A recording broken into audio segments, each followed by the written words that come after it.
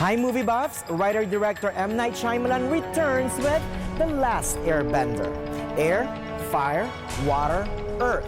This film is all about bending the elements. He is the last of his kind. Based on the popular Nickelodeon series called Avatar: The Last Airbender, this film is the first of the planned trilogy. But I don't think we'll be able to see the last two. Why? Because this one is poorly developed and the plot is plodding. Some think he is a myth. I think the career of writer, producer, director M. Night Shyamalan peaked too soon. He gave us the unforgettable The Sixth Sense, but since then, the quality of his films has been spiraling downwards. And it's a shame because The Last Airbender has an intriguing premise, a world where only a few can control the elements. But there's always a chosen one. His name is Aang, played by newcomer Noah Ringer. He's a young successor to a long line of avatars, the only one who can control all the elements, but he suddenly disappeared.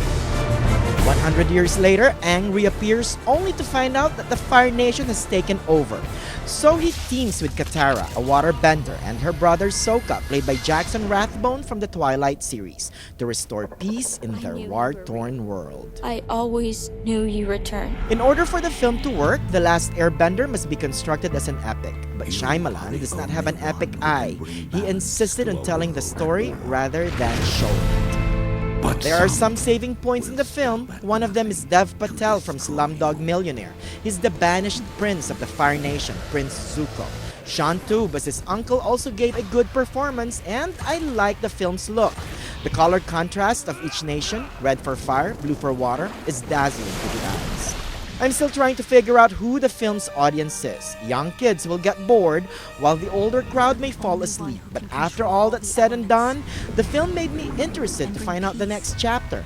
It's a curious reaction to a poorly developed yet visually appealing film. One interesting footnote, I wonder why Shyamalan cast the Fire Nation with Indian actors. They're the villains of the film. Shyamalan is of Indian descent. Was he trying to exorcise his own personal demons?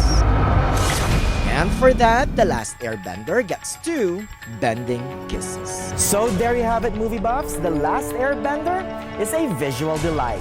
I'm Manny the movie guy. Don't play with fire.